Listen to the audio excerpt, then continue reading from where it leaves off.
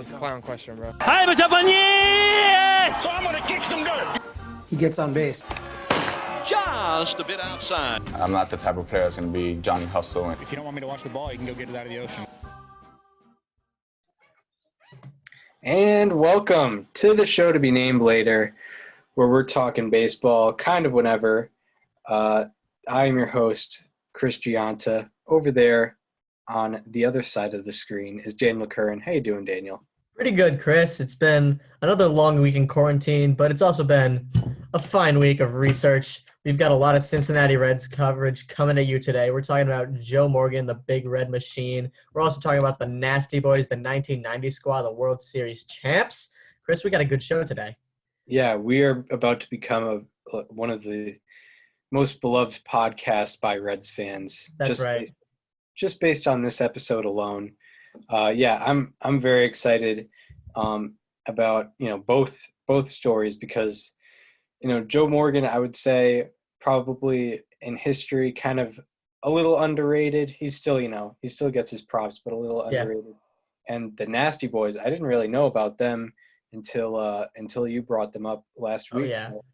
So, absolutely crazy group of people. A lot of fun stories there, off the field particularly, some on the field as well. A lot of fights, a lot of aggression, a lot of violence among those guys, but they were not to be reckoned with because they shut it down in the 7th, 8th, and 9th inning of that season. Yeah, and especially in the postseason. And yeah, I mean, we usually talk about MLB news, but there's really no MLB news. There's proposals to play in Arizona. There's proposals to have the leagues change up where they're playing Florida and Arizona. It's just the Florida teams and the Arizona teams. We've kind of gone over that, and I don't know. I definitely wouldn't guarantee that it's happening. I wouldn't put it as likely either. I'd say it's most likely not happening, but it's fun to look at. But we've kind of taken this quarantine to look back into the lore of baseball history. This team, we weren't even close to being alive for either of these people. Yeah, and it's kind of a lesson for us and maybe the viewers as well. Also, what I like about going through the old school players is we can kind of modernize how good they were because, back in the day, Joe Morgan was probably overlooked because he had like a 271 career average, didn't get very many home runs, didn't get very many RBI, but he's definitely getting his props today because of the way he was able to get walks, the way he was able to steal bases. I bet nobody in 1975 knew that he had an 11 F4 that year. No, literally no one. It did not exist yet. Definitely didn't exist. I mean, I suppose it existed. I mean, if we're keeping track, but I don't think anyone paid attention. Yeah, I mean, I don't know. I feel like they just went back and did all the seasons. I'm not sure. Makes sense. Yeah. So yeah, we'll get right into it. Not a lot of MLB news going on. Joe Morgan. He's a double entendre because we talked about last week. If you are an American baseball player, you were born in Florida, Texas, or California, and he was born in Texas, raised in California. So he got right, 2 for 3. Yeah, 2 for 3 right there. And our player last. And he also played in the minor leagues in Durham. So there you go. Yeah, and our player last week also came from California, George Brett. If you haven't heard that episode, check it out. It's on YouTube. And we're still not on Apple Podcasts yet as of the recording of this date. So they got to get it together. But they said they would get it in within 2 weeks, and it's been 9 days. So they have 5 days to make do on their word, which, I might believe in them. I might not. But anyway, Joe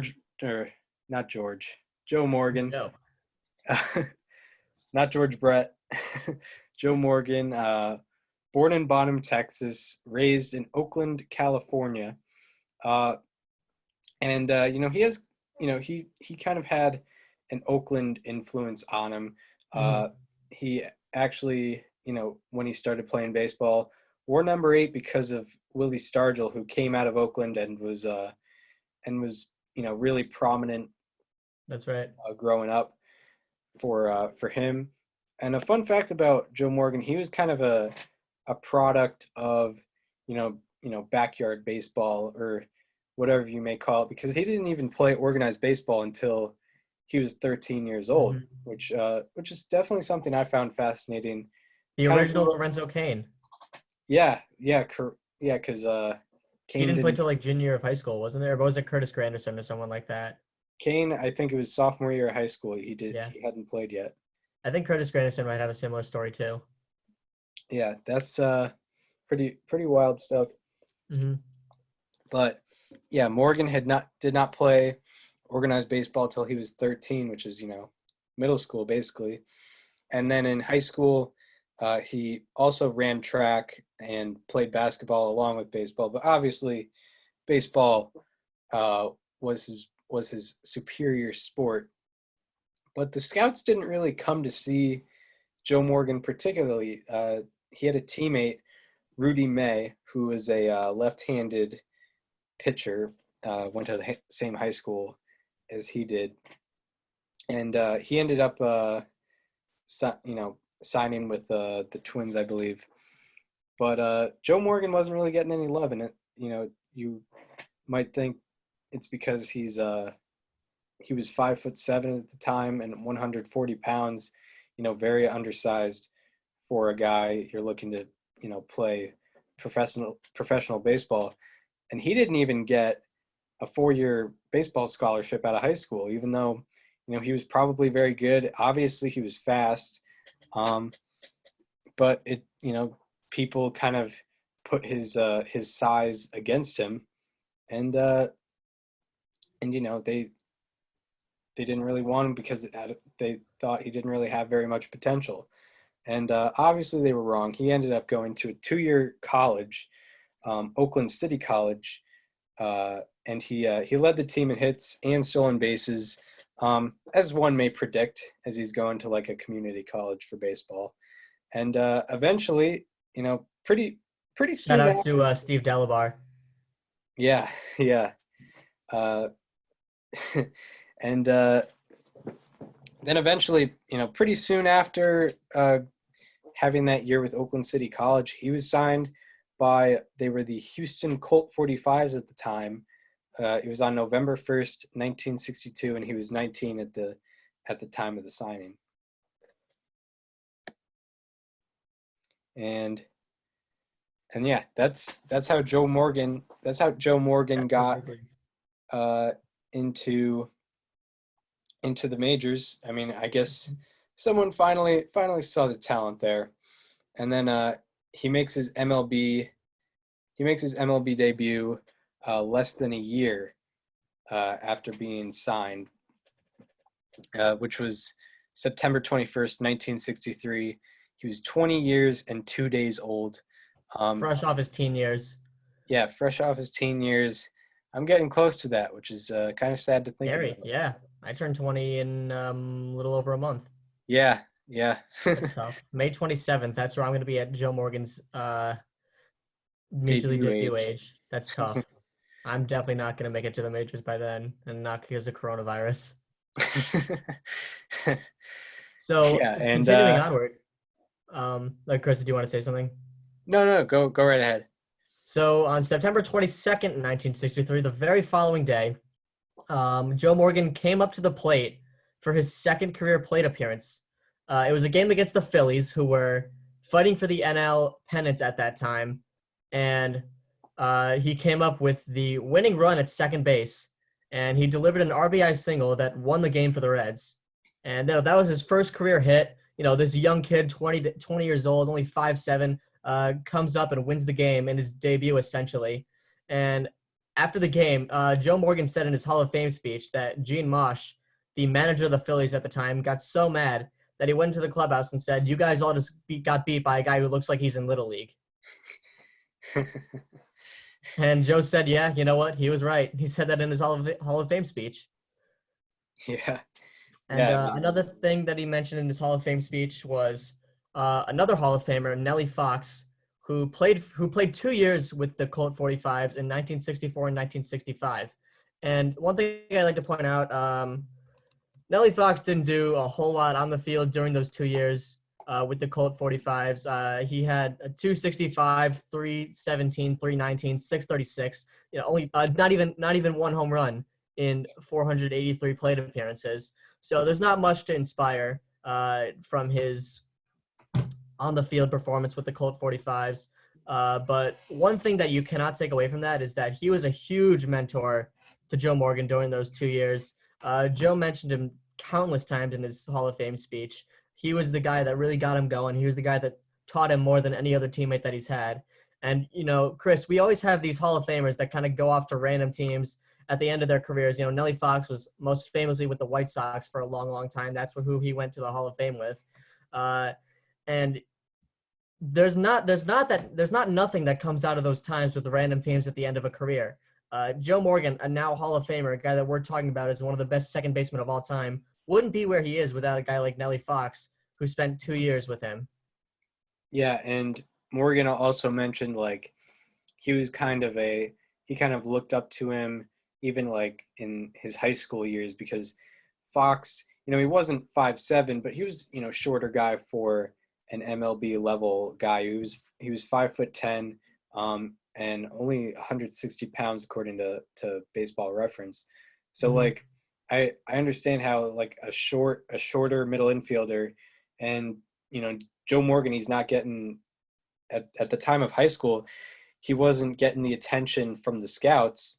So I really understand why he would be inspired from a guy like that. Yeah. So he looked up to him and got to spend some time with him, kind of a minimal amount of time, but was able to spend some time with him on the Houston Colt 45s. He goes back to the minors in '64. Nothing to scoff at. I mean, he's still 20 years old, and not even legally able to drink. Yeah. This time. Maybe it was different back then, but probably. But he spent most of 1964 in the minors and made well of his time in the minors. He won Texas League MVP. That's right.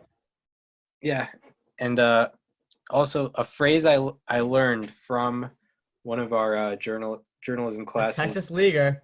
Was a Texas Leaguer, and that's right. It was an actual Texas League. Yeah.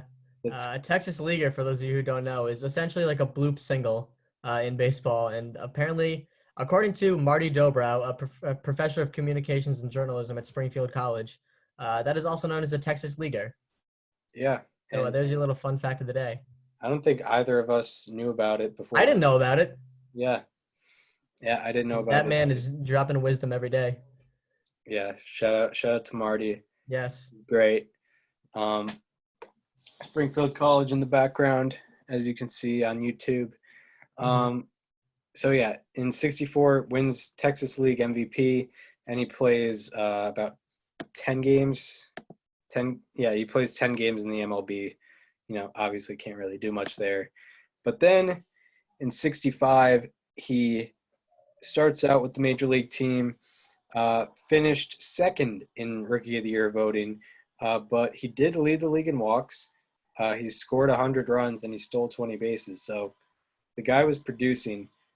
His final slash line was 271, 373, 418 for a 791 OPS, a 131 OPS plus. Because you also have to consider Morgan was kind of playing in an era where pitchers were a little more dominant. So sometimes you kind of have to look at the OPS plus or the weighted runs created plus, because that's more comparative. And it's the end OPS plus and weighted runs created plus are exactly 100 every single year. So it's all comparative. Chris, I'm looking right now at this 1965 NL Rookie of the Year voting, and I'm gonna have a hard time pronouncing this guy's name.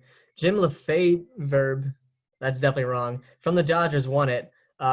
He had a 250, 337, 369, and 706 slash line. Joe Morgan was better on every single one of them. He also was one win higher, had more home runs, more hits, less RBIs. It was 69 to 30 in RBI, 40 in RBIs. That might be why. But also 20 to 3 in stolen bases in favor of Morgan, 97 to 71 in favor of Morgan with walks, and 13 first place votes to 4 for the other guys. So I don't know. I think I'm up that one back. Yeah, I mean, if that selection or if that voting occurred today, I think Morgan gets that, no I doubt. think he gets through. Yeah. Yeah, for sure. And I'm not sure what position he was in the lineup at the time, but he was probably near the top because of his base running and ability to get on base. That might be why he had very few RBIs. Yeah, that's Only 40 on the season. yeah, that's my point. And he improves he improves the next year as well. Doesn't get as many home runs. His slugging percentage was lower, but overall his average on base percentage and his OPS were all higher. Ended up with an 801 OPS. And he was an all-star that year as well. Went to his first all-star game. That would be his first out of 10, if I get that correctly. Yep, first out of 10 all-star games. So something Joe Morgan can get used to. Then the next year, nothing really astounding. 789 OPS, 29 stolen bases, and then in '68, unfortunately, gets injured. He was turning a double play and got his knee torn up, and was only able to play 10 games in 1968. Was it Chase Utley? Yeah, I think it was like Chase Utley's rookie year. Yeah. Yeah. Yeah, it was Astros Phillies because we were still in the NL at the time, so they faced them a lot.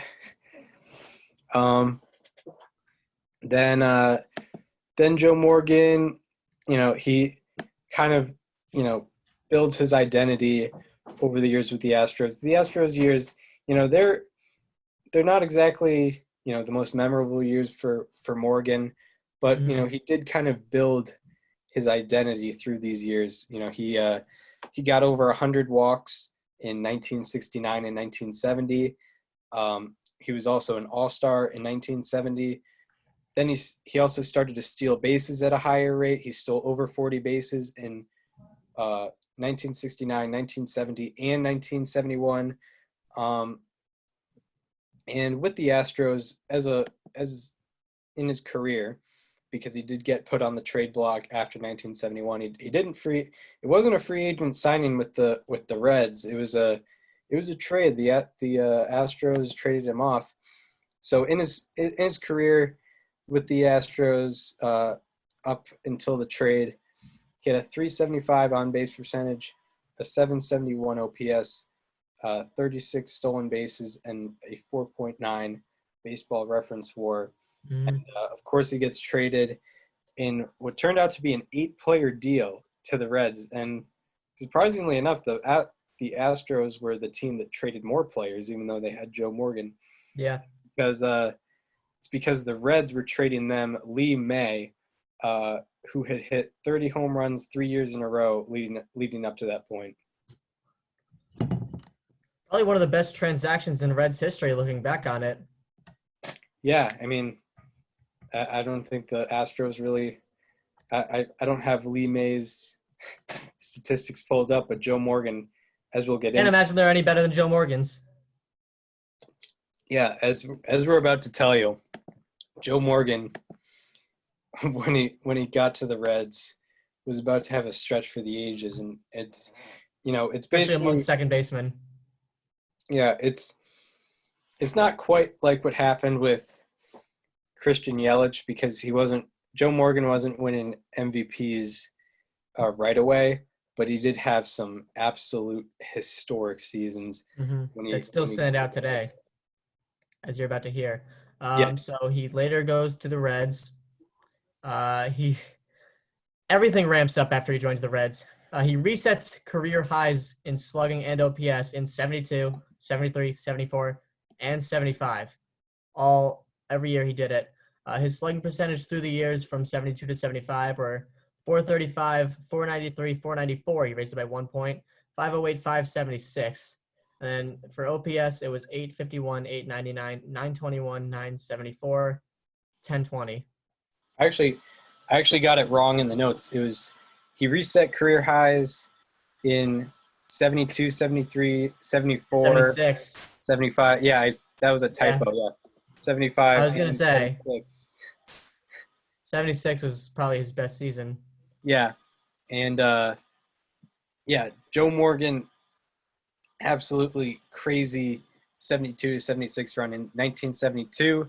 He finished fourth in the MVP voting. 73 also finished fourth. 74 he finished eighth, and then 75 he was the MVP, and 76 he was also the MVP. That's right. You know, the 72 Reds, they ended up winning the National League pennant also, and lost to the A's in 7 games in that. That's the first of 3 World Series in a row that the A's won too. Yeah. And luckily the Reds as a franchise were able to kind of get the revenge on the Athletics, as we'll get into later. That's right. And yeah, they didn't get back to the World Series until 75, which is when Joe Morgan, you know, that's when he started winning the MVPs. His average season between 72 and 76, we'll get back into the 72 to 76 runs, because it's one of the best 5-year stretches in baseball history. You have to understand that. And he did this as a second baseman too. We're going to refer to the fact that he was a second baseman a lot, because second baseman in his timeline were not supposed to do what he did. Yeah. You know, he had, you know, 268 career home runs. That's a lot for a second baseman when you consider that he's also a 5'7", 160-pound guy. he just definitely no steroids back then. And yeah, there's no steroids. You know, a guy like him's never going to take steroids because of some views he has that we'll get into later as well. Yeah.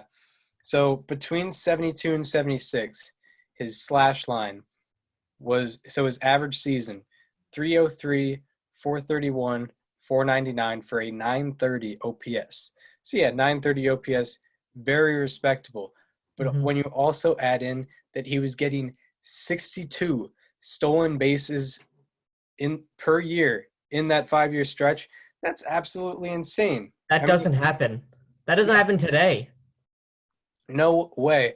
You don't see guys stealing 60 bases just overall. Yeah. Really, you don't see that a lot.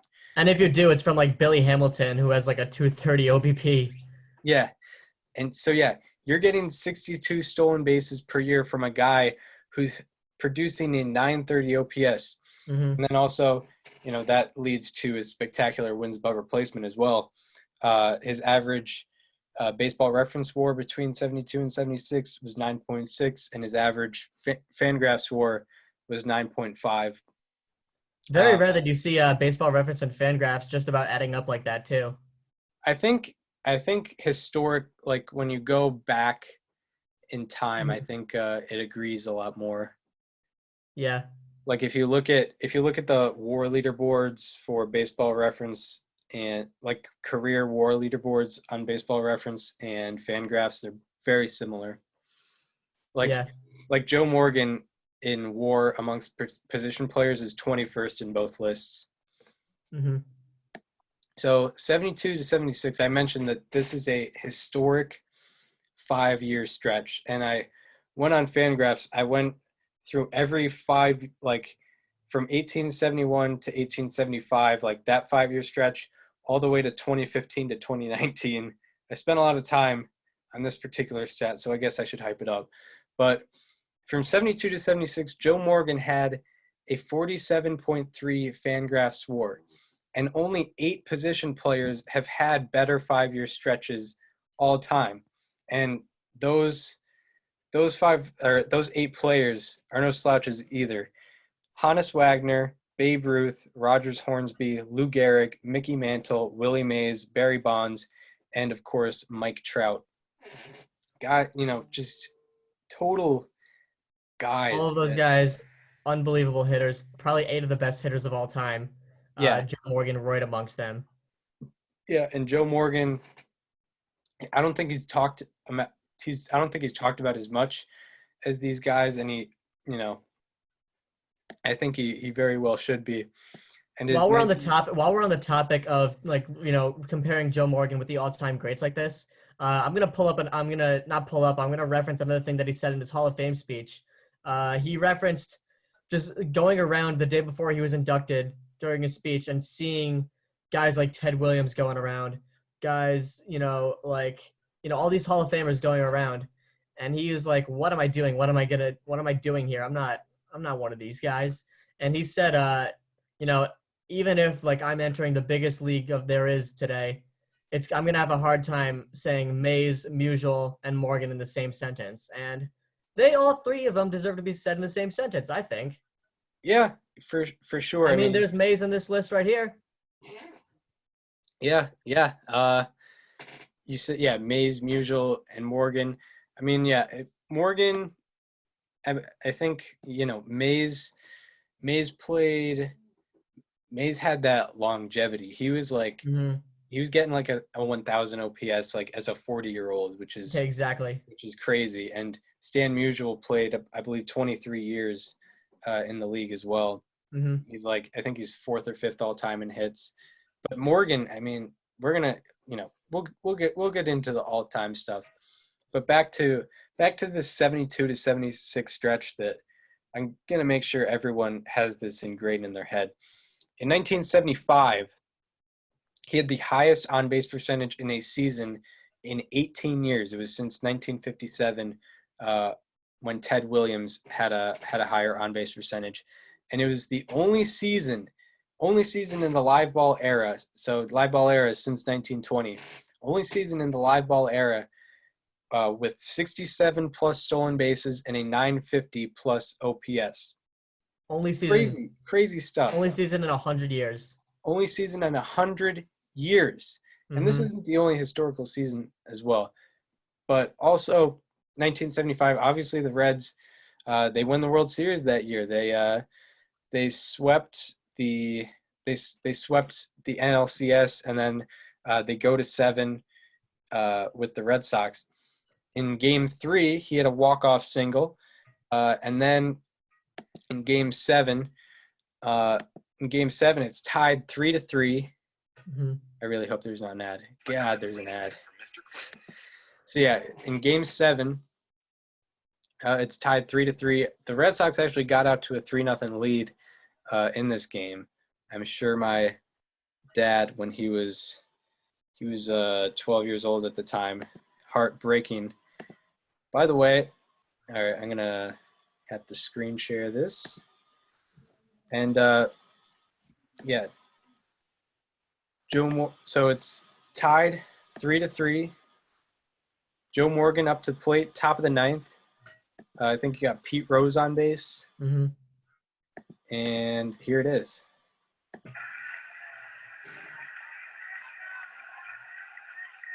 One of the most iconic batting stances. Texas Leaguer. I was about to say. And Ken Griffey Sr. scores on the play, too. There's Pete Rose diving into third. As Joe Morgan looped a base hit into center field, scoring Griffey from third. The throw from Lynn to third was 2. So he takes the lead, and the Reds end up winning. I mean, you could say that without Morgan, they might not win that series. So Joe Morgan, we're definitely hyping him up here as he deserves to be hyped up. But he didn't have the greatest of postseason resumes. He didn't suck, but it's not the greatest thing on his resume like his 1976 NLCS, which we'll get into in a little bit, is one of the most absurd lines I've ever seen. Yeah. Oh yeah. This one, it's like what the Red Sox did with Alex Bregman in 2018. Yeah. But yeah, Joe Morgan seals that victory in 1975. Then in 1976, he has an even better season. In I would say my eyes, even though his WAR was actually over a point lower, which I think might have been because of Defense. but I don't know how they evaluated defense. But he's definitely a better season offensively, because in Yeah. 1976 he slashed 320, 444, 576 for a 1020 OPS. That to go along with 27 home runs, 111 RBIs, and 60 stolen bases. Again, 60 stolen bases, insane. With a 1020. With a 1020 OPS. And you know why that's so absurd? Back to the live ball era. It's the only 1920. season in the live ball era with a 1020 plus OPS and 60 stolen bases. The only season in 100 years. Again, crazy. Absolutely crazy. The absolute defying moment of what a 5-tool player is. Yeah, that's all about it. And I believe he won a Gold Glove that year. So yeah, for sure. And also in that year, He sure did win a Gold Glove that year. Yeah, no one in the MLB was within 100 points of his OPS. I think the next best OPS in the MLB was 912, and he had a 1020 OPS. He was on a different planet that year. Along with the Gold Glove defense and the 60 stolen bases. This is the stuff that you have to realize. Joe Morgan, no one was even close to being on Joe Morgan's level in 1975 or 1976. It's insane. Absolutely insane. And then that leads us to the playoffs. The Reds want to repeat. And in the NLCS, no one wanted to pitch to him. Obviously, I wouldn't want to pitch to him. Obviously, you don't want to pitch to him. So he ends up with a 0.00 average, but a 462 on-base percentage. How? 6 walks and 13 plate appearances. Insanity. It's 0 for 7, but he still gets on base half the time. Yeah. That's why you got to look at the on-base percentage, because that average doesn't say it all. Guys like Joe Morgan can get on base without making contact, and that was exemplified perfectly in the NLCS. But then in the World Series, I think the Yankees, who were the World Series opponents at the time, they were a little more lenient, and they let him hit the ball a little more. They didn't know it was coming, which was a bad idea, very bad idea. Ends up slashing 333, 412, 733 for an 1145 OPS. He hit a home run in his first at bat of the series. I believe that only ended up being his only home run, but still an 1145 OPS in the World Series, en route to a World Series sweep of the New York Yankees. Back-to-back World Series for Joe Morgan and the Big Red Machine. Yeah, crazy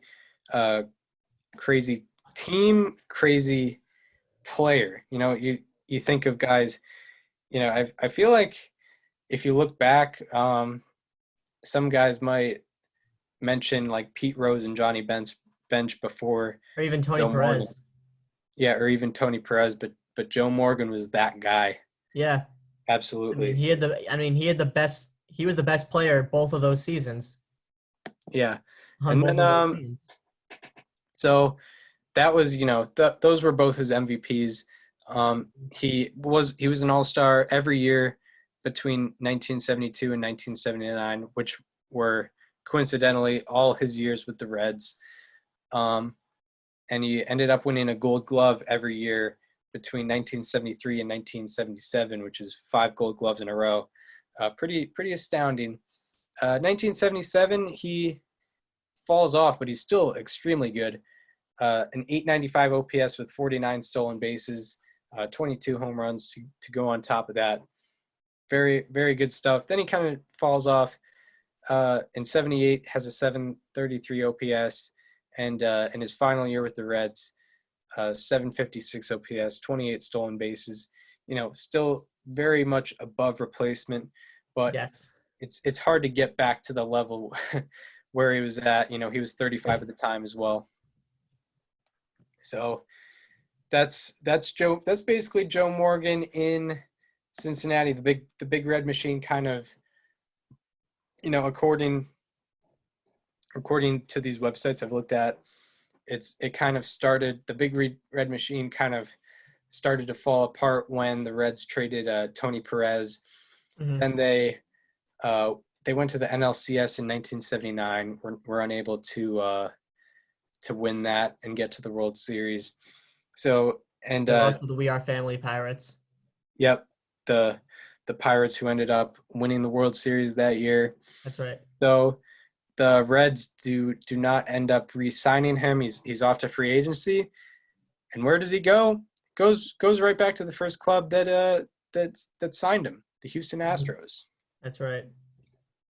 So yeah, go ahead. He goes back to the Astros. He only played one year there in 1980. Still had a very respectable year, 243, 367, 373 for a 740 OPS. Not exactly the best offensive year with the bat he had, but he was still getting his walks in. In fact, he led the league in walks that year with 93.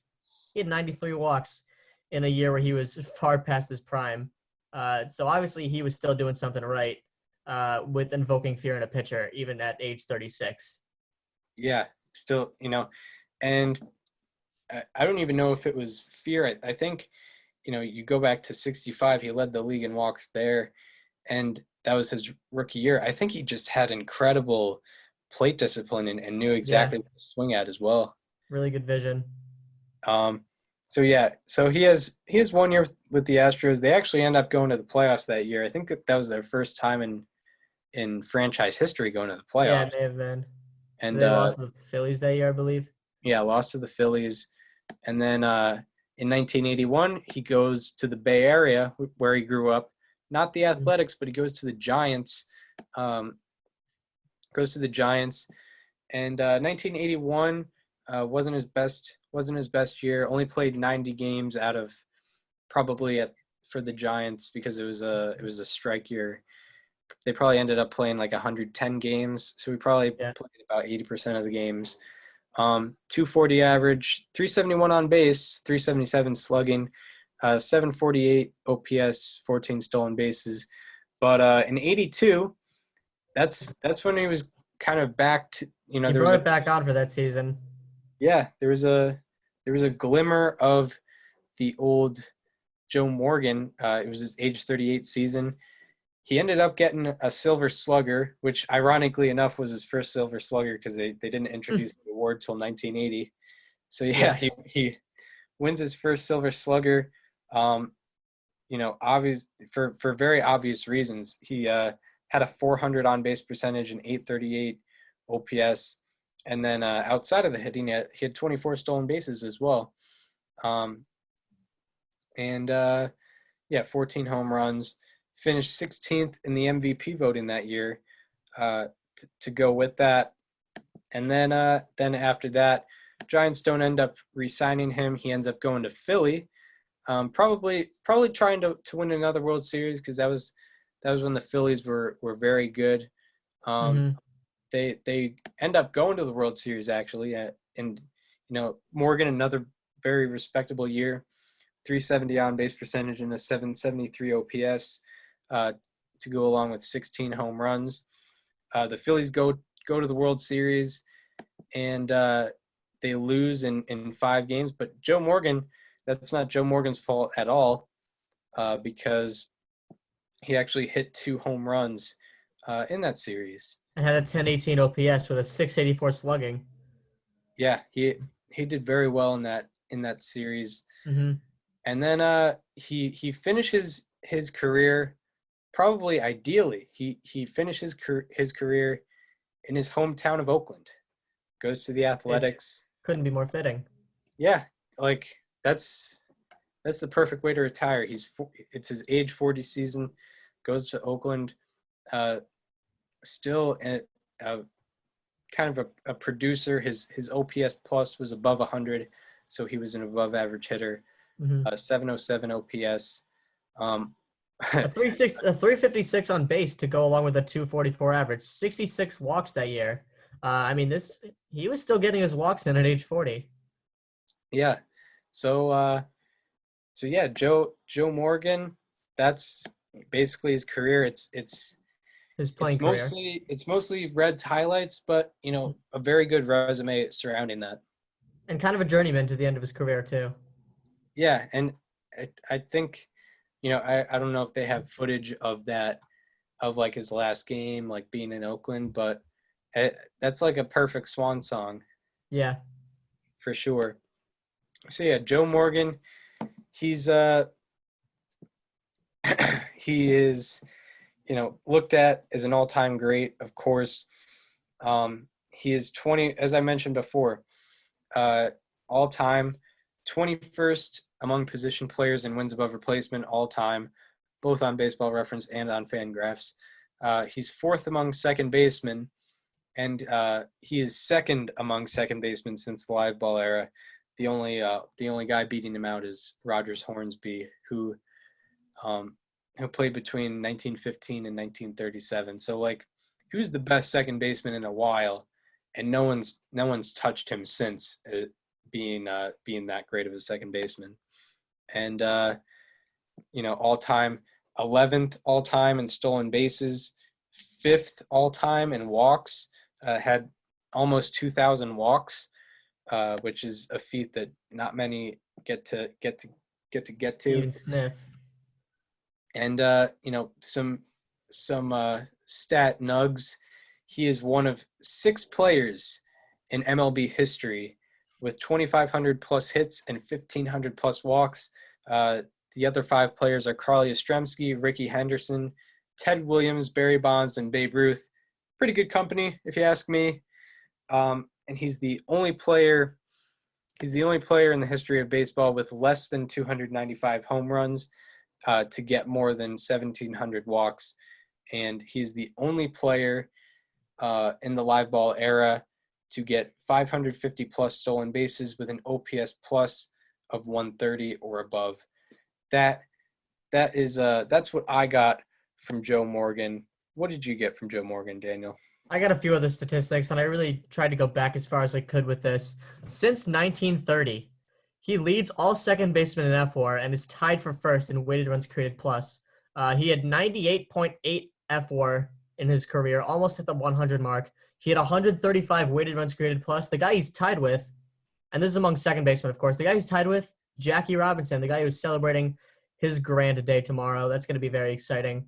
135 for both of them. Also, from 1970 to 2000, his 1975 season is the only one that accumulated 11 F4 throughout all the league. Hell yeah. Not just talking second baseman, I'm talking outfielders, I'm talking first baseman, everything. He was the only one to do it.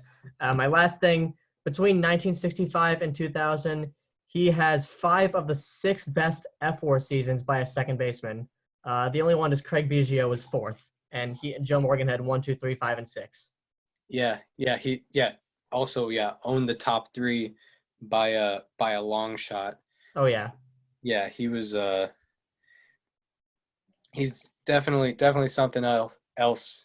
Boy. Mm-hmm. Definitely something else, just by traditional standards. 10-time All-Star, 5-time Gold Glove winner, 2-time He was MVP. ahead of his time. Yeah, for sure. Like there's probably a lot of parallels you could draw. When I was thinking of like a modern day comparison, the closest thing I thought was maybe Max Muncy. He plays second base. He's a power hitter. But even then, like he can't run like Joe Morgan. He can't hit for contact like Joe Morgan. And I don't know if he's gonna have the longevity that Joe Morgan had. Yeah, I feel like you have to go to maybe shortstop. I don't even know. Like, I think Joe Morgan is a one of a kind second baseman. Maybe in the future, like Fernando Tatis Jr. could get into that conversation. Maybe. But obviously, that's a maybe. He's just in his second year now, and that's like when you're comparing him to a guy that has 100 career Baseball Reference WAR. That's a tough comparison for a guy who's in his second year in the MLB. But obviously, he's very good. Yes. So yeah, Joe Morgan, his post career, he gets into broadcasting very quickly. If you haven't heard Joe Morgan, by the way, very good voice. Yeah. For a guy who wasn't a professional broadcaster to start. I watched his Hall of Fame speech, like I mentioned, and it was honestly really soothing to listen to. Yeah, definitely something I learned from the video game, MLB 2K8, Of which course. is a baseball video game. So he started calling games in 1985, September of 1985, and he went with a lot of different teams. He called games for the Reds, called games for the Giants, as well as the Oakland Athletics, and he also went national to go with that. ABC Sports, NBC Sports, ESPN, and most importantly, like I mentioned, the MLB 2K series, something Holds a special place in our hearts. Something little 7-year-old Christopher Gianta will always remember. And now Joe Morgan, still kicking, hosts a radio show on Sports USA. I don't really know exactly where that is. And he's also an advisor for the Reds, which very explicable. And Joe has also kept himself in the news. This coming a few years ago, he wrote a letter to the Hall of Fame voters, begging them to keep steroid users out of the Hall of Fame. And Chris, we've had the steroids in the Hall of Fame conversation plenty of times. I know that we respectfully disagrry with Joe on his opinion here, but if anyone's going to have a valid case of talking against the steroid guys in baseball going to the Hall of Fame, it's him. Yeah, he's walking proof that you don't have to be jacked and this enormous, person to be a great baseball player with power hitting, with defense, with vision, with anything. You can do it without steroids, and that's what Joe Morgan did. Yeah, when you're 5'7", 160 pounds, and you had a 1,020 OPS with 67 stolen bases or 60 stolen bases. You can talk all that. You can say all you want. You have earned the right, my friend. Yeah. I mean, for sure, big time. I'm not gonna step on anything Joe Morgan has to say, and also, very, very well earned. Leads us into our next topic, which will be following this little break that we'll be taking. The listeners won't be taking a break at all. He was inducted into the Hall of Fame in August wearing the Reds cap. His plaque wearing the Reds cap. He was inducted into the Hall of Fame, first ballot in 1990, which is getting 81% of the vote. In 81.8% of the vote in 1990, which is where our show will leave off. And Myers goes to facing again. He always comes straight off the mound, goes to the third base side and comes right back on top. And now they're chanting here from the front. Oliver sends out the side. Left-hander Randy Myers. He straightens up and he turns it loose. A swing and a miss. And this one belongs to the Reds. The Nasty Boys were flat nasty with a capital N here in the ninth inning. Dibble fans that rebel.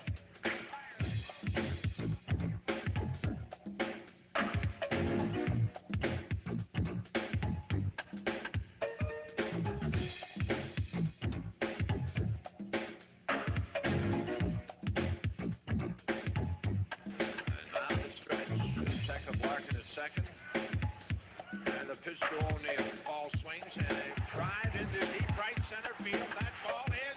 Let me tell you a story about a baseball team on top of the game, and it's not a dream. From fifth to first, the pennant we have won. Now I present the champion. Red hot.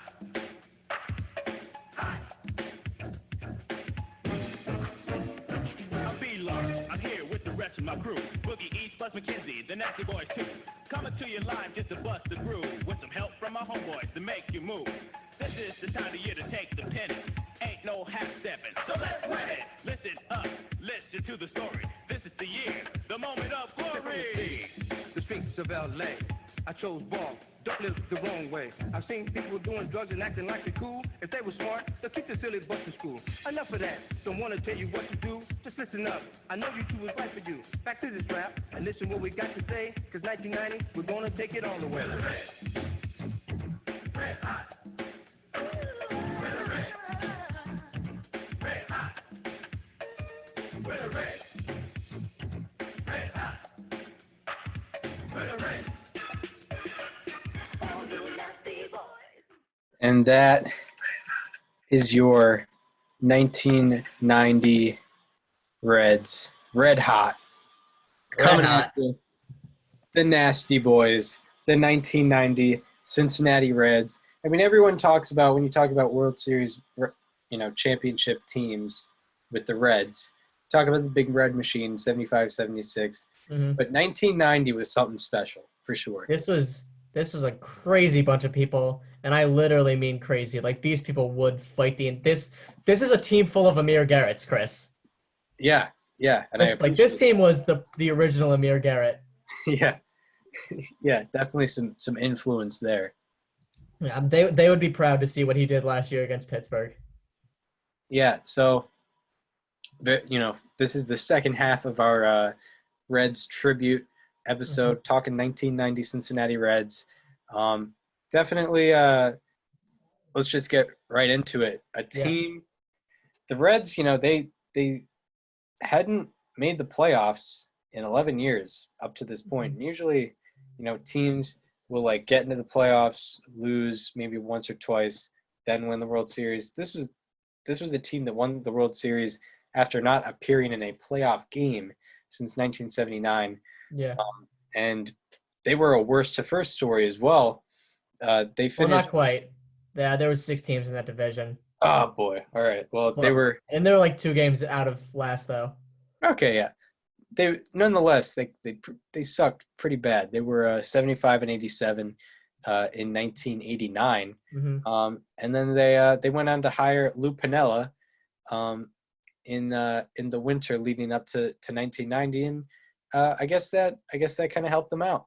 I mean, if you know who Lou Piniella is as a person, he's the perfect type of guy to lead a team like this. He's crazy. They're crazy. If you want to look up crazy, just see any Lou Piniella freak out after getting ejected. He throws a fit like nobody else. He'll toss his hat around.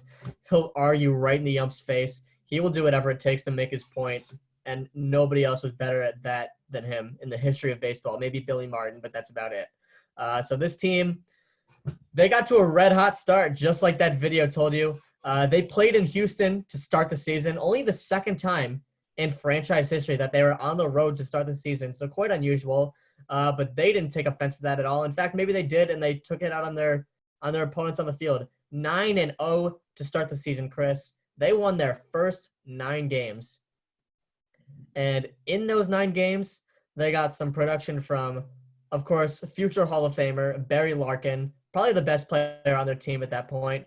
A .564 average to go along with a .600 OBP, a .667 slugging, adding up to a .1267 OPS. Chris Sabo, their third baseman, crazy glasses guy, 350, 458, 725, 1183. Jack Armstrong, a guy who won the starting job out of spring training, 3-0 with an .095 ERA in the first 9 games of the season. Are you kidding me? This guy was lucky enough to be on the team, and he's contributing like nobody else. Yeah, this team, they just, I don't know.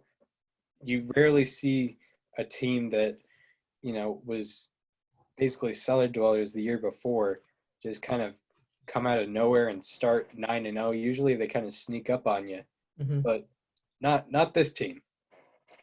That's right. So this team basically cruised through the first half of the season. I mean, they just tore through the whole league, 50-29 at the All-Star break. That was the best in the NL. They also brought 5 All-Stars to Wrigley Field for the All-Star game. Chris Sabo, Barry Larkin, Jack Armstrong, Rob Dibble, and Randy Myers. Of course, Rob Dibble and Randy Myers, 2 of the 3 members of the Nasty Boys. The third one, Norm Charlton, didn't quite make it that year, but he had an all-star moment of his own. On June 24th, the Reds played their first Sunday night game in the history of their franchise against the Dodgers. Mind you, Sunday Night Baseball started in 1990, so it's not like they were sort of neglected for a bunch of years, but they got on in the first year. The Reds won that game 10-6, but that's not important. The important part is Norm Charlton pitched 3 innings, recorded a save, and also had a plate appearance in that game where he got hit by a curveball from Fernando Valenzuela. He got hit on the leg by a curveball. Obviously, it's not intentional if you're going to hit someone with a curveball. But the night before, Chris, there was a play at the plate where Dodgers catcher Mike Scioscia sort of nicked Eric Davis, the right fielder from the Reds, a little bit too hard. and celebrated a little bit on the out. So Norm was pretty mad, A, at getting hit, and B, from that play the other night. So when he gets hit, he slams his bat into the ground. I mean, he got hit with a curveball. Like, you're going to feel that for, 4 or 5 seconds? Like, that's not going to hurt. So later in the inning, Joe Oliver, the catcher, hits a double into the left field corner, and Norm gets the stop sign at third and is going to be out by 15 feet if he goes home. But he goes home anyway, wearing the pitcher's jacket. This is one of the most unathletic running things I've ever seen. He then proceeds to truck Mike Scioscia at the plate. I mean, he absolutely destroys him. And he gets up, he drops the ball, first of all. He high-fives his teammate, Todd Benzinger. And, Chris, you're going to pull up the video right now because this is something you need to see if you haven't already.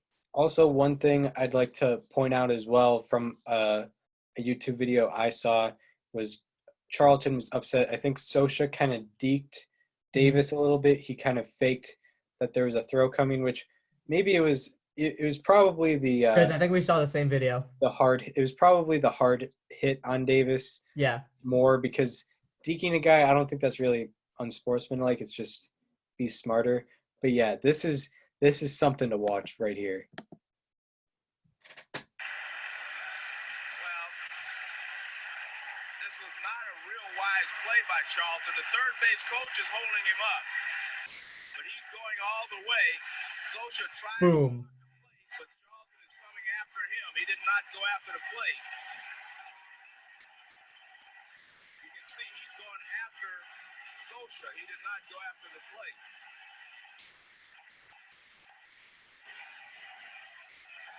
I think Charlton just wanted a piece of it. Yeah, he did.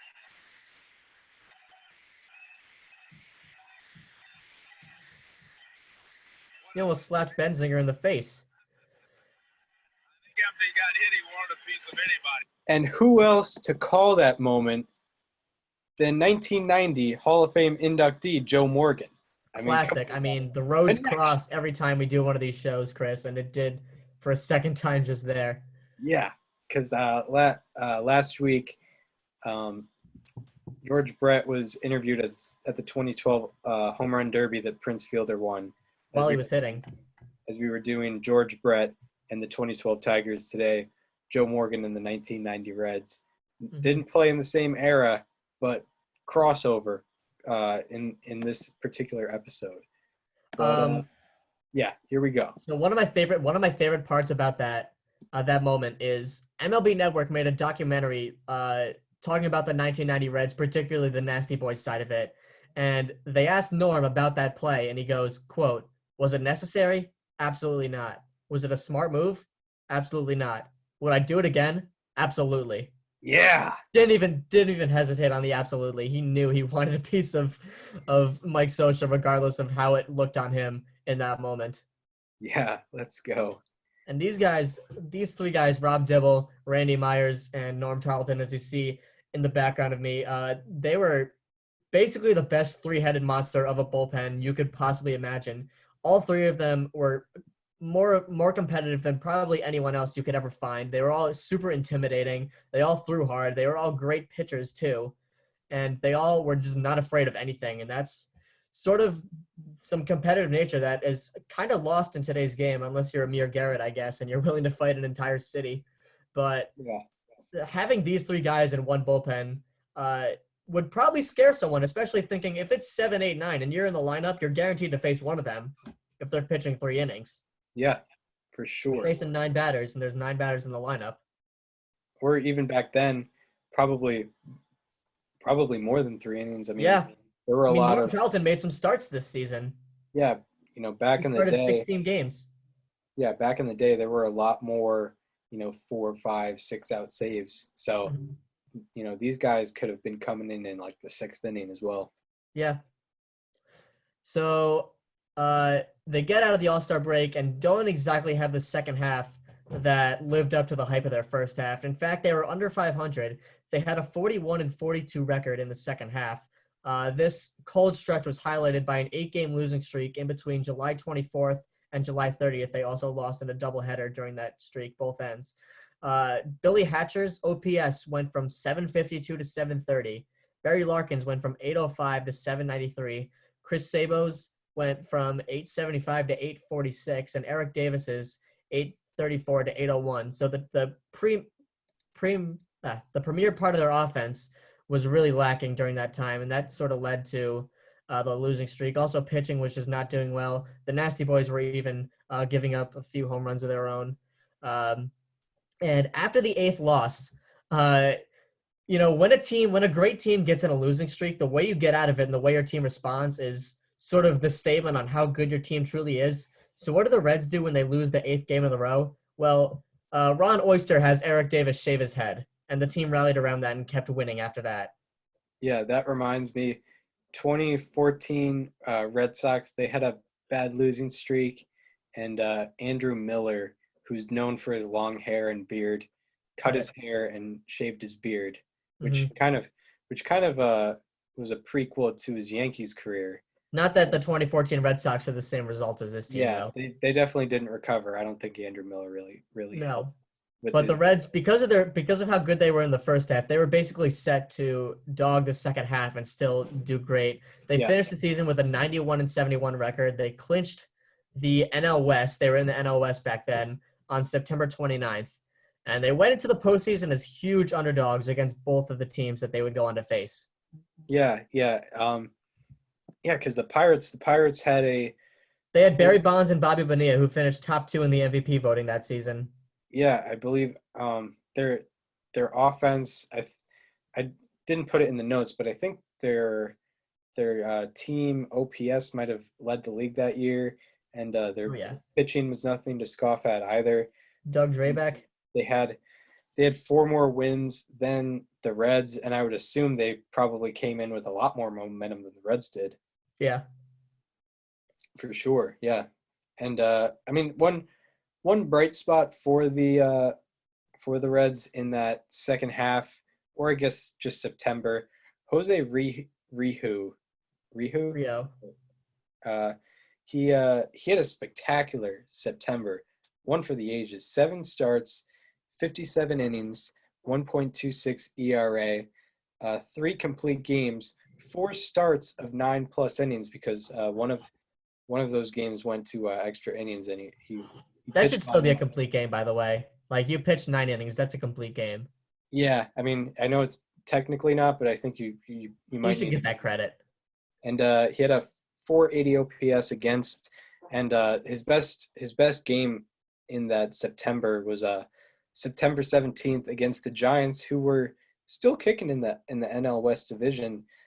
Through a complete game, 2-hit, 12 strikeout shutout in that game, and it was kind of an eluder to his October success, which is what we're going to get into.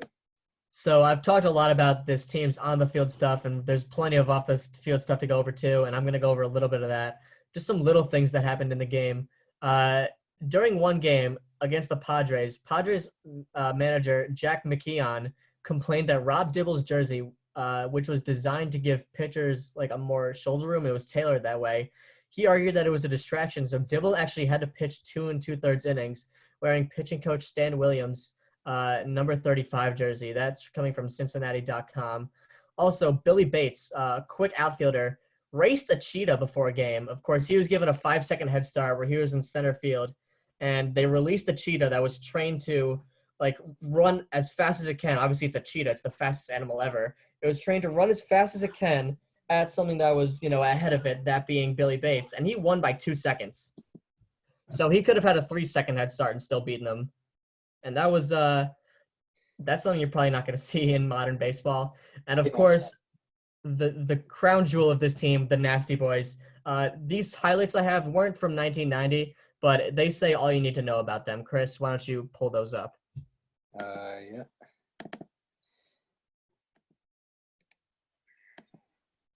Anchored by Rio, and you had Danny Jackson and Tom Browning.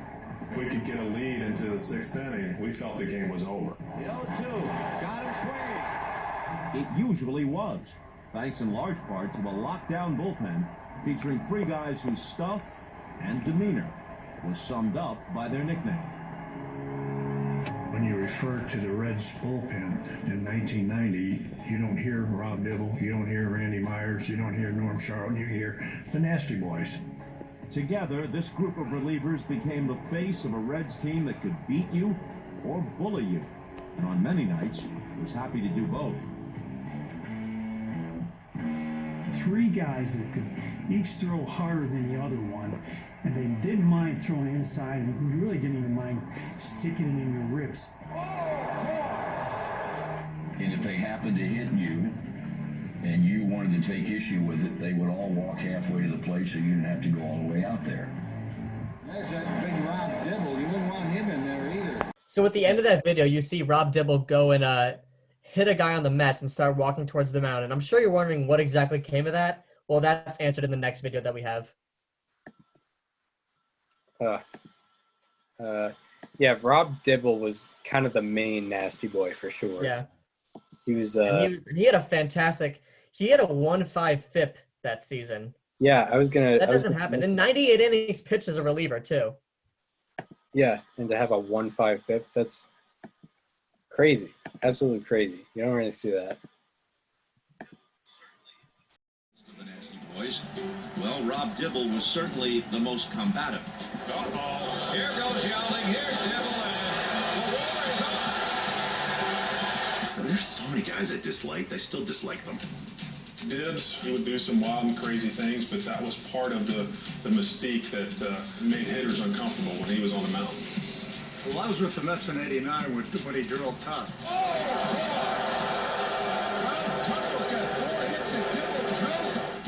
Dibble hit him right in the back, right in the numbers, with a pitch about as hard as Rob could throw it, and it simply took Tuffle's breath away. There's no doubt that that's an intentional all inside. He got up, dusted himself off, and he got some good shots in on him.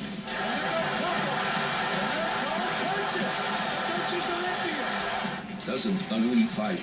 After Dibs hit Tuffle, we cleared the benches 3 times before another pitch was thrown. Somebody's got Dibble. Samuel hit Charlton. A couple of Mets were holding Norm. Juan Samuel spiked him in the hand, spiked him in the chest, and so Norm came in all bloody. I went in the locker room and called their locker room and said, tell Samuel to get out. He was thrown out of the game. I was thrown out of the game. Tell him to get out here. I want to see him in the tunnel. Strawberry on the other end said, no, I'll effing meet you halfway. Now half our team runs out underneath at Shea, and they're going to the locker room, and they all met in the tunnel. And obviously I was out there. We're all now. The cops had to kind of break it up. I've never seen so many New York City police officers in my life. They figured out what was happening real quick, and we never got close enough to each other for anything to happen. But that was a big brawl. Tim Tuffle was hardly the last person Rob Dibble would hit in his career, but one incident stands out from the rest. One game after he had a save, he literally stepped off the mound and threw the ball all the way into the center field stands from the mound. I'll never forget. I mean, I gave up a single and walked the guy. I gave him another single. I ended up getting Ryan Sandberg, and Hal Morse flipped me the ball. And when I turned around and threw it, the ball just traveled like 400 feet. I mean, he lost his temper. Great toss. Great toss. Over the center field wall, up into the green seats, which was the second deck. I mean, that's a tremendous throw. When he threw it into the center field stands, it hit somebody. It just came out of nowhere, and I was packing my stuff up, and the next thing I know, I got hit by this ball, and it bounced off of me and landed in my husband's Coke cup. And I just couldn't even breathe. It hurt so bad. I felt really bad that happened. I went and talked to the teacher. I taught first grade at the time, and Mr. Dibble was very generous, and he took a photo of himself on pitcher's mound. He went and actually posed a photo and autographed every single one of them and gave them to each one of my students. So, and the dads thought that was really cool. So yeah. That is a, I mean, when you hear about these baseball fights happening and you hear of like people, losing their tempers on a field, they'll always talk about how like, when they step in between the lines, they're a different person. Like, they're a completely normal, laid back type of guy off the field, but you step between those white lines and they want to kill someone. Like Joe Kelly is an example of that. These guys weren't like that. These guys wanted to fight regardless. Like the fact that they still wanted to go in the tunnel and fight Darryl Strawberry after the fight, like, is crazy to me. Like they still have a personal feeling about it off the field. Yeah, the cops being involved too. Yeah. And That's some wild stuff. But they another Rob Dibble story I have is in 2001, he made a bet with Lou Piniella that Ichiro in his first year, coming from Japan, obviously Lou Piniella was managing the Mariners at that time, of course. He said if Ichiro wins a batting title in his first season, he will get a butt tattoo with Ichiro's name and run naked through Times Square. Ichiro proceeded to hit 350, win a batting title, and he did it.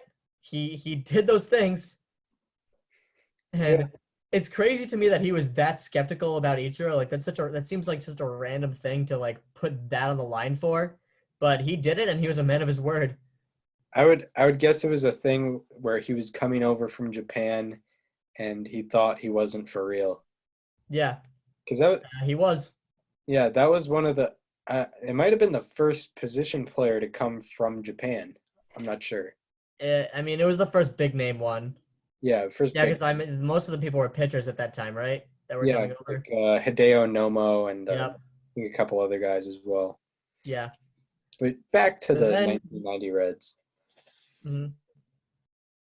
So, yeah, that's all we got for the Nasty Boys highlights. Just from their personalities. Yeah, for their personalities. So that leads them to the playoffs. As we said, very major underdogs. Makes a lot of sense. They were 41-42 to end the season. So it makes sense that they weren't favored that well. And they open up. They lose game one. They lose 4-3. They actually scored 3 in the first inning, but didn't score again, and the pitching staff couldn't hold on. Game 2 of the NLCS, they end up on top. They win 2-1. Tom Browning, Rob Dibble, and Randy Myers hold it down. Get used to Rob Dibble and Randy Myers, especially holding it down, because those guys. That's all they did. Yeah, they were big time. And Paul O'Neill, as you saw in the Red Hot video, Paul O'Neill, he ended up getting both RBI for the Reds in that win. As I said, 2-1 win for them. Then in Game 3, with the help of a Mariano Duncan 3-run homer, who was their second baseman at the time, as a result of a 3-run homer and his 3-for-5 4 RBI day, they end up winning 6-3. They're up 2-1 on the Pirates. And then in Game 4, they win again. They win 5-3. Chris Sabo, with the biggest hit that day, had a 2-run homer and also ended up being 2-for-3 with 3 RBI that day. So they're up 3-1 on the Pirates. They were major underdogs in this series, and now they're up 3-1. Then Game 5, they lose in a pretty uneventful 3-2 loss. Most of the runs the Pirates scored weren't even on hits; they were on sac flies, and balls, ground outs. Yeah, some weird runs. Kind of just a get them tomorrow type of loss. Yeah, but a 3-1 lead, mind you, very dangerous lead in sports because you lose Game 5 and then you send it back to all that pressure. I'm sure everyone knows about it. But then Game 6, they end up winning 2-1. The Red staff only allows 1 hit. The entire Reds pitching staff only ends up allowing 1 hit in that game. Luis Quinones was the hero of that game, just a pinch hitter. He hit the go-ahead RBI single in one of the late innings. In Tony Walters fashion. Yeah, Tony Walters fashion. And, the Reds win that game, which results in them going to the World Series, winning the National League pennant, going to the World Series. Some notable performances. Didn't win MVP, but Paul O'Neill was huge. 8 for 17 with a 13.24 OPS also a home run and 4 RBI to go with that. And then the two of the Nasty Boys won co-MVP in the NLCS. Two of the Nasty Boys, those were Rob Dibble and Randy Myers. Combined, they had 10 2/3 innings pitched, no runs, 2 hits, 4 walks, and 17 strikeouts. That's 17 strikeouts in 10 2/3 innings. And might I add, that's 6 base runners in 10 2/3 innings. Yeah, pretty crazy stuff. They were just not giving the Pirates one single inch. And Rob Dibble was particularly spectacular. He had 5 innings, no runs, no hits, 1 walk, and 10 strikeouts. 1 base runner in 5 innings. And that, folks, is the NLCS. They win in 6 games, and now they're going to the World Series. In a series that they were severe underdogs. Like, they were not supposed to win a game in this series. The 103-win Oakland Athletics with the Bash Bros. They had Harold Baines, who later became a Hall of Famer. We have some opinions on that, but nonetheless, really good player. Of course, Ricky Henderson, the Cy Young winner Bob Welsh. This team had everything top to bottom. They had pitching. They had a Hall of Fame 3-hitter in Ricky Henderson. They had a Hall of Famer in Harold Baines. They had a Hall of Famer in Dennis Eckersley. They had Cy Young winner Bob Welsh. They had everything on their side. Mark McGwire and Jose Canseco, maybe Hall of Famers if not for steroid use. That's right. So yeah, I mean, they were 4th in the AL in team OPS. They were 3rd in the AL in runs, 1st in the AL in team ERA. Might I add, by a lot as well. Oh, yeah. They had a 3.18 team ERA, and they had 3 total guys in the top 5 for Cy Young voting, and they had 6 guys in the top 12 for MVP voting. Insane. The Reds were not supposed to beat this team. Insane. This team is destined to win.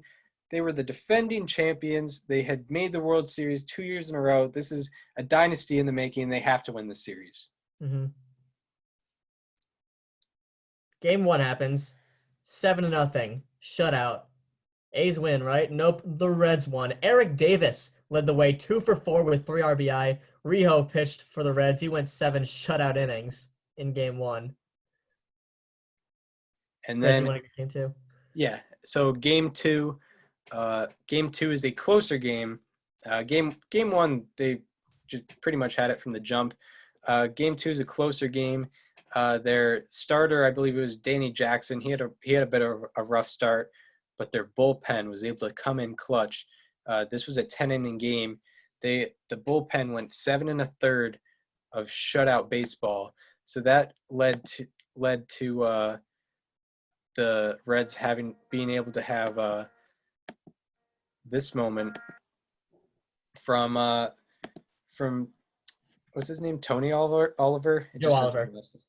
Joe What? Oliver. What's Joe his name? Oliver. Joe Oliver. Yep. Let me Catcher. share the screen right here.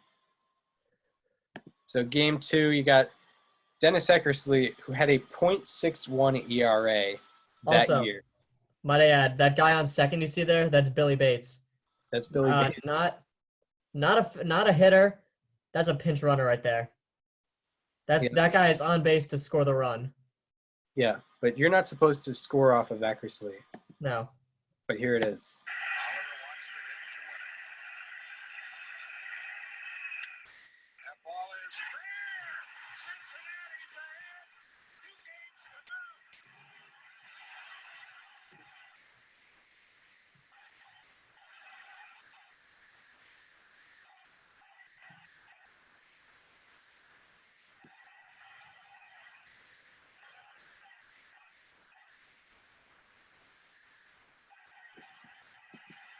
So that's Game 2. That's probably the most dramatic moment of the series. Yeah. And in Game 3, not dramatic at all. They were down 2-0, but they were able to get the lead relatively quickly. Yeah. They had a 7-run third inning, and 5 of those were scored with 2 outs. And unfortunately for whoever was pitching, there was an error earlier in the inning, so a lot of unearned runs there. So yeah, 5 runs were scored. But defense in the wins third inning. championships, Chris. What was that? Defense wins championships. Yeah, that's correct. You can't rule that out as much as Bill James wants to. Mm-hmm. Can't rule it out. So that 7-run third inning, that's really all that they needed. They win the game 8-3. But particularly a guy who was particularly good that game, he was able to produce in both the second inning and the third inning where all the runs were scored. He was able to really break the game open. Chris Sabo coming up clutch. Here he is. 1 of the 20 came back to win it. For 9 of 18 since 54. Well hit ball by Sabo, carrying to the track to the wall, and Cincinnati leads it 1-0. Sabo cracks one over the fence. That's the 4th Cincinnati hit.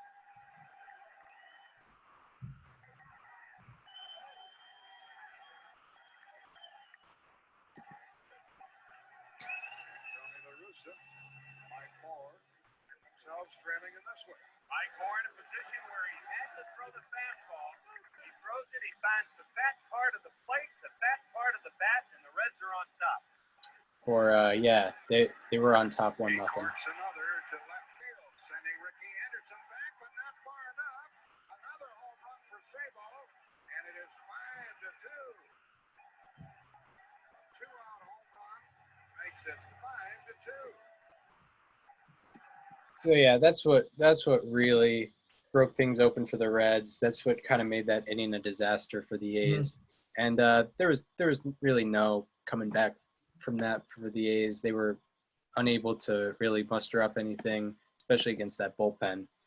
Then in Game 4, I guess the A's, you can have some hope. You're at home, you might be able to dig out of this, but and they get a run in the first inning against Jose Rihu, but Rihu, he does not give up anything else after that 1 run in the first inning. Yeah. He ends up going 8 1/3, allowing just that 1 run and also striking out 9. And the Reds were able to get 2 runs in the 8th inning. They loaded up the bases really quickly and were able to get a sac fly and a ground out to drive those runs in. And Rihu, he does not finish the game, but in comes. Why does he need to? Williams. What was that? Why does he need to finish the game? You got these 3. Yeah, you got Norm Charlton, you got Rob Dibble, and most importantly, you got Randy Myers, who is the defiant closer for pretty much the whole year. Yeah. Shout out to Apple TV. Good hitting Oakland third baseman, and Myers bringing it. And the pitch is hit in the air, foul, off first. Bensinger backing and calling. And the 1990 World Championship belongs to the Cincinnati Reds. As you might expect, they pile out of the dugout. They are jumping up and high-fiving.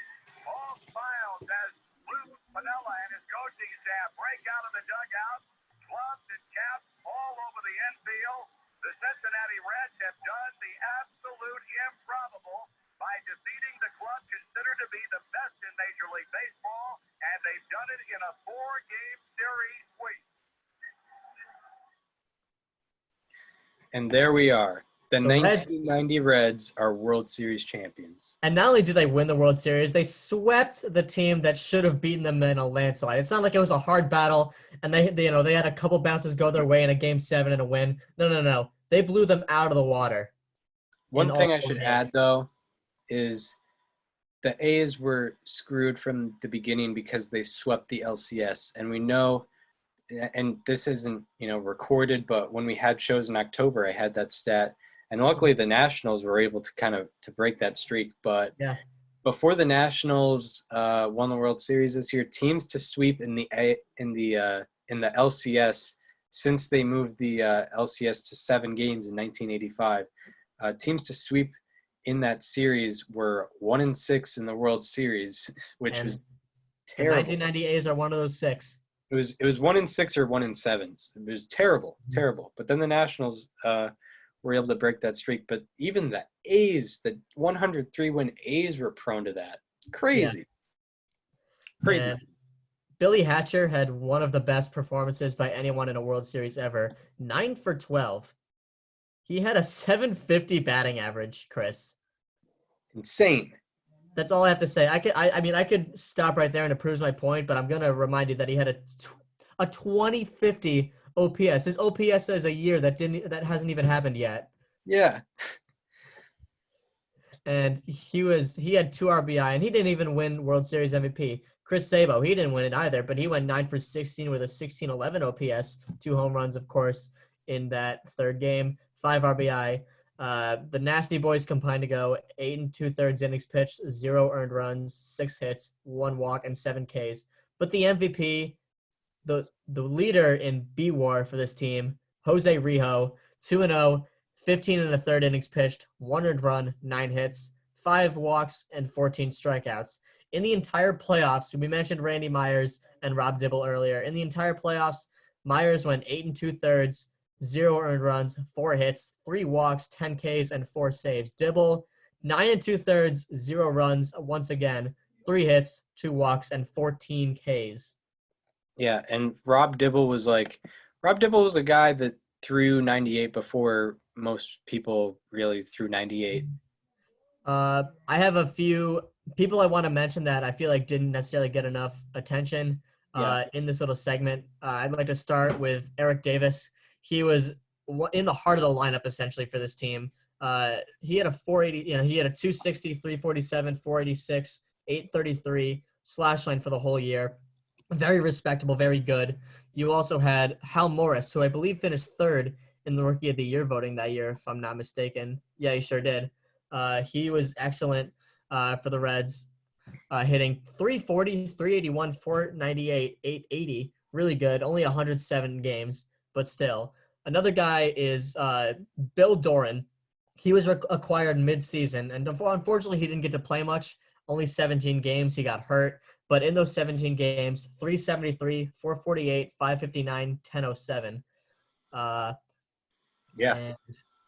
Ken Griffey was also on this team. He didn't exactly have his best season, 206, 235, 286, 521, but he was there for the ride, and he was there for clubhouse culture nonetheless.